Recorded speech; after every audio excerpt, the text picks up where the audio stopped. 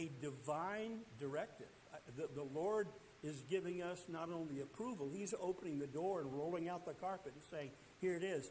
I have many people in this city. Now that alone is enough to drive a Christian, whether male or female, as we'll see Aquila and Priscilla, that want to teach the gospel. If there are more people here, let's go find them. Yes, Angie?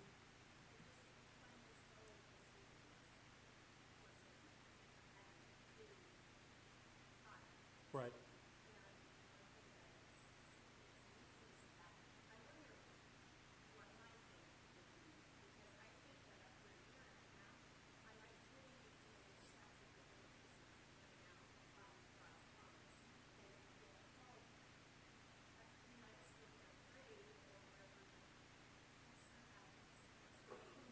Yes.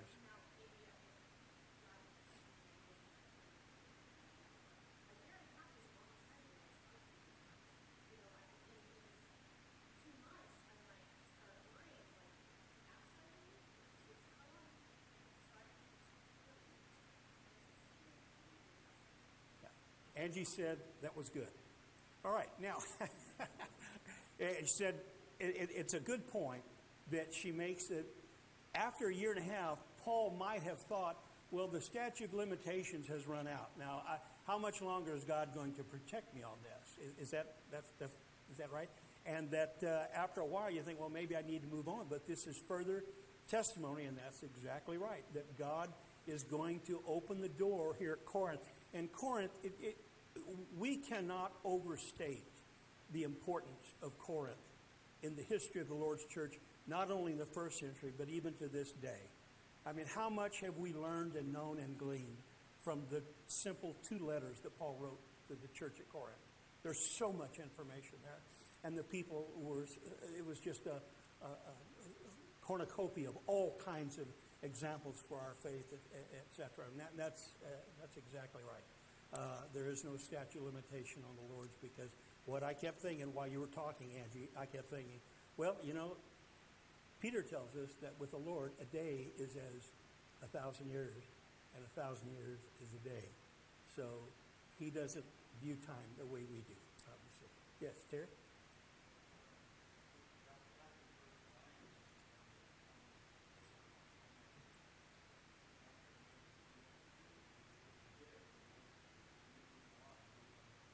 Sure, that's fine. Yeah.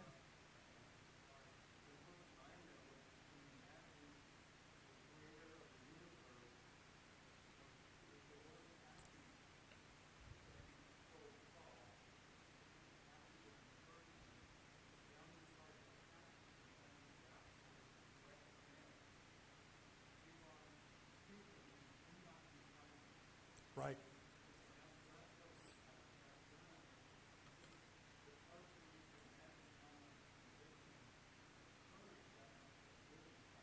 Yes.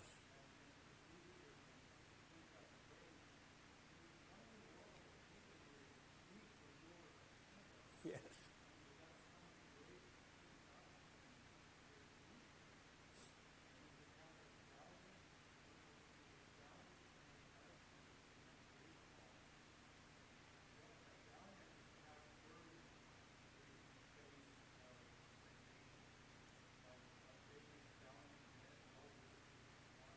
Right.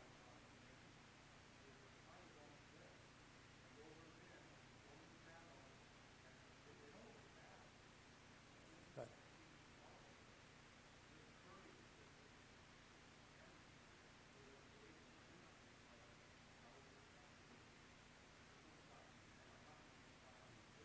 Right. Good point. Terry makes the point from verse 9 that in that encouragement that God gives him, he is like a package. When you open up, inside that is a direct command from God. It's do not be silent. So it is not just an encouragement, but it's a directive from God that you keep on speaking. And that, again, would have emboldened him and given him the courage that now he's going to be as one of the valiant men that fought alongside David in the Old Testament, that they are committed to the cause.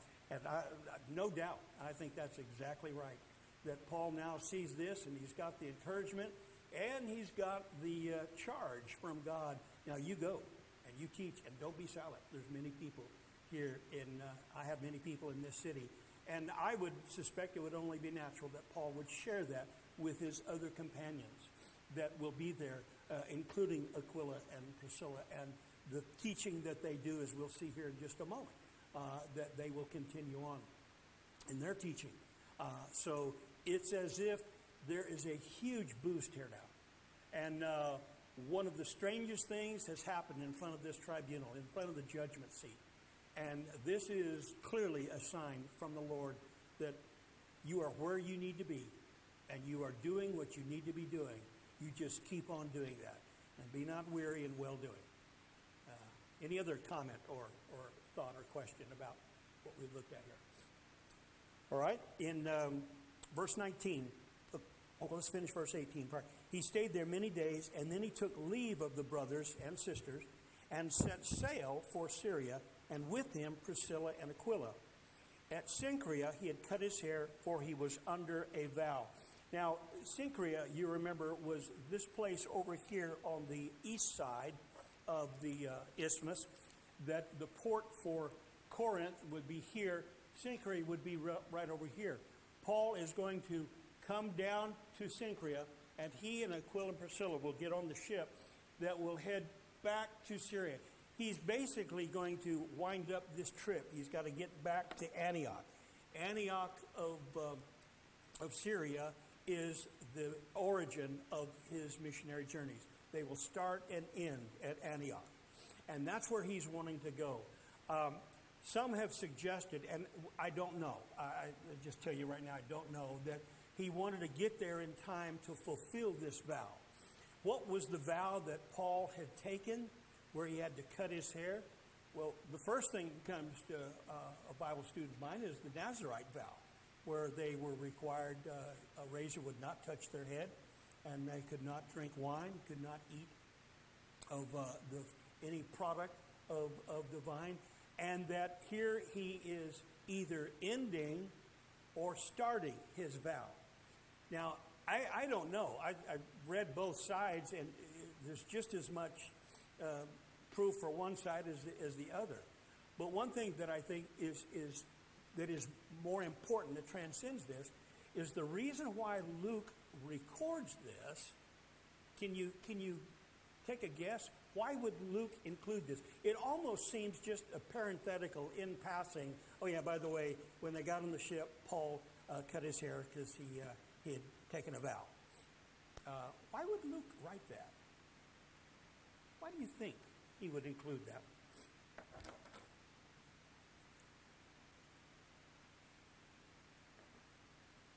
Well, Mike.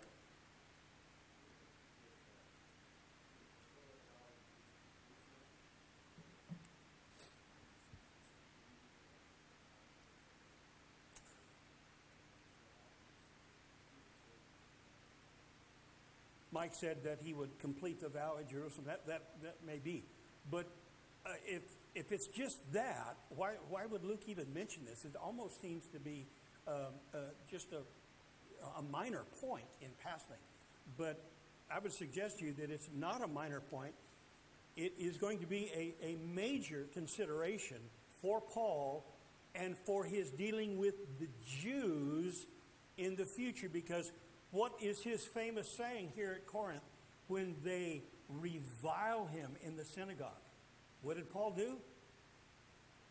He shook out his garments. You look here in verse 6. He shook out his garments and said, "Your blood be on your own heads." That is the most painful, that is the most hurtful statement a Jew could ever hear. Because it goes all the way back to the crucifixion. Now, I don't know if you know about this or not. When the movie The Passion of Christ was made several years ago, that was a major sticking point in the production. Because in the original, they were going to quote the Jews is, "Give us Barabbas." What about Jesus? Crucify him. "His blood be upon us and our children." That was absolutely anathema to say that. And it did not go down well. It's interesting to read that story about how all that happened, and that the people that wrote it held to their guns and said, no, that's what was said, that's what we're going to do. And to this day, it's still a major, it's not just a sore spot, it's something that can cause serious debate, discussion, anger, division, going on and on. We don't want to go on all to that. But our point is, Paul said that at Corinth, and then followed that up by saying in verse 6, I am innocent. From now on, I'm going to go to the Gentiles. Now, that statement alone might have closed the door for Paul for any future work that he could do with Jews. But we know that it did not, because he would still go to the synagogue on the Sabbath. And I think it's no small thing that Luke records here that Paul, out of respect for the Jewish system of which he knew so well, was still keeping vows. It was not a matter of he had to be saved, but it was a matter of the respect and the decorum and I'm searching for another adjective, maybe someone can supply, the honor and respect that he has for this system. And so when he does this is no small thing. Because you and I would probably think, well, okay, we're done with the Jews, that means everything. It's a complete cutoff. Didn't do that. Matter of fact, let me show you. I'll get you a minute. Let me show you one other thing that we don't. I'm convinced. For many years, I didn't fully understand the profound significance of the destruction of Jerusalem in AD 70. We can't begin to appreciate how important that was, because all of the writings, either biblical or extra-biblical, pre-AD 70, was very much about Judaism. Judaism was the number one problem that faced the church for all of those years. After the destruction of Jerusalem, there's nothing. No discussion. One of the famous rabbis of the time said that was God's exclamation mark that Judaism is done. And the fact that to this day, the temple has never been, nor I believe we can safely say ever will be built. Judaism is over. It's finished. It's done. Pre-AD 70, there was a lot of debate back and forth and going. And Paul here is still 18, 19 years away from the destruction of Jerusalem. He's keeping these vows. He's following these traditions. Now, he's not allowing circumcision to be made a necessary item for salvation. This is simply for Judaism. But he's showing the respect. And I think Luke includes this so that the Jews who would hear about it will feel, well, at least he's doing that. Al? Yes.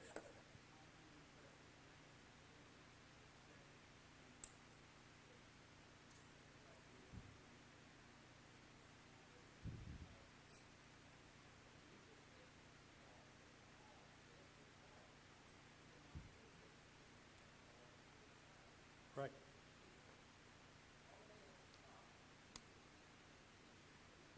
Yes. Well, Al says this is a major change for Paul, and this is a major statement. That is correct. But I wouldn't say he's turning his back on them so much as he's turning to the Gentiles now. He is still going to regard Jews and their faith. He will not follow it, and he will not allow people to enforce Judaism on people to be saved. He will give it the due respect, but the gospel of Christ will stand alone. And he will teach that to anyone, and he will still go to the synagogues and observe, as we'll see here later, another vow. But yes,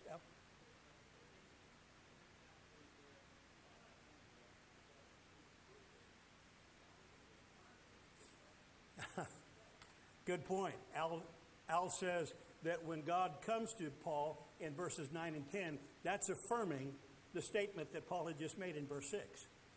you just keep talking. You just keep going. And I believe that's certainly correct. That's right. So he's in the right place, going in the right direction. So what is he going to do? He's going to leave town. He stays there for a few more days, and then he goes with Priscilla and Aquila. They get on the ship, and they're going to head to Ephesus, verse 19. They came to Ephesus.